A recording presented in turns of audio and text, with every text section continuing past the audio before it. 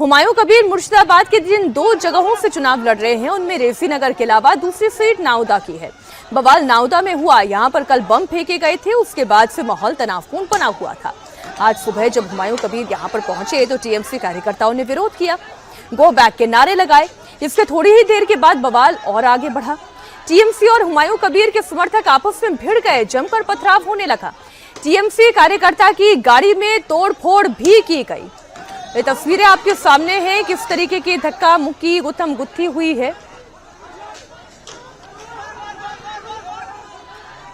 हुमायूं कबीर इस बार 2 जगहों से चुनाव लड़ रहे हैं, एक रेजीनगर और एक नवदा। नवदा से आज एक हिंसा की खबर आई। दरअसल हुआ कुछ यूं कि नवदा में अपने पोलिंग स्टेशन में वो यूं ही निकले थे देखने के लिए कि कैसी वोटिंग हो रही है। तो इस इलाके में आने के बाद उनका थोड़ा विरोध हुआ, जिसके बाद विरोध जब ज्यादा बढ़ा तो फिर वो धरने पर बैठ गए। फरमान जरा दिखाएंगे आपको, यहीं पर धरने पर बैठ गए और फिर उसके बाद विरोध और बढ़ता गया और हालात इतने बिगड़े कि पुलिस सुरक्षा के बीच उनको यहां से हटाया गया। इस बीच जब उनको ले जाया जा रहा था तो कुछ भीड़ ने उनकी गाड़ी पर पथराव भी किया और इस दौरान जो है पुलिस को हालात को संभालने के लिए लाठीचार्ज करना पड़ा। कुछ लोग डिटेन किए गए और उसके बाद हुमायूं कबीर को यहां से हटा लिया गया। लेकिन इन सारी चीज में एक गाड़ी को नुकसान हुआ और उसके बाद आप यहां देख रहे हैं भारी सुरक्षा बल की मौजूदगी में अब एक तरीके का फ्लैग मार्च आप कह सकते हैं। एसपी मुर्शिदाबाद जो है मौके पर मौजूद है, एडिशनल एसपी मौके पर मौजूद है और इलाके में एक ये संदेश दिया जा रहा है सुरक्षा बलों की तरफ से कि सब अमनो अमान है और अमनो अमान के साथ पोलिंग का काम चल रहा है।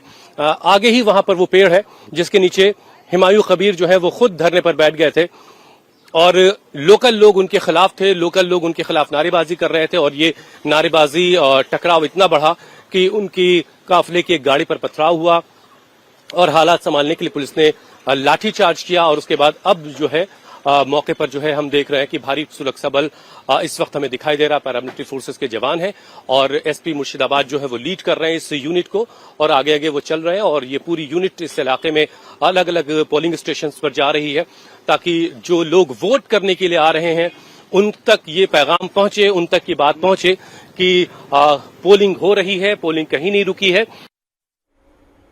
अब देखिए, मुर्शिदाबाद में एक एक वोट की लड़ाई है और बाबरी मस्जिद के मुद्दे पर मुसलमान क्या वोट दे रहे हैं या नहीं दे रहे हैं, टीएमसी इस बात को लेकर बेचैन है। हुमायूं कबीर क्योंकि आरोप लगा रहे हैं कि टीएमसी के लोगों ने उनके ऊपर हमला कर दिया और उनकी गाड़ी को तोड़ दिया।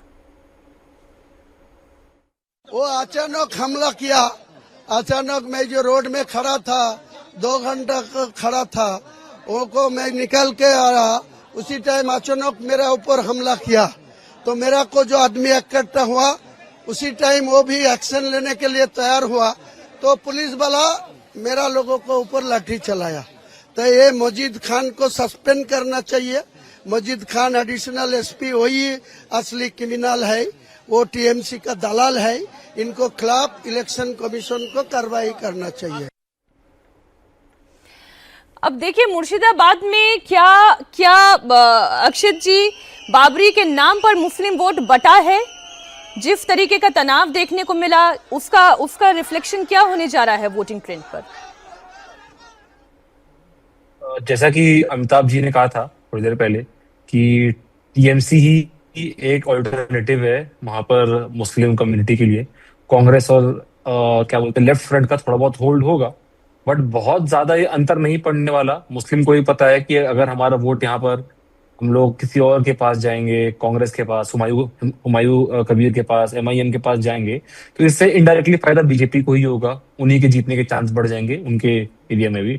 मुझे ऐसा नहीं दिख रहा है कि जो मुस्लिम का वोट है इक्का दुक्का सीट को छोड़ के बहुत ज्यादा कहीं ना कहीं बढ़ता हुआ दिख रहा है।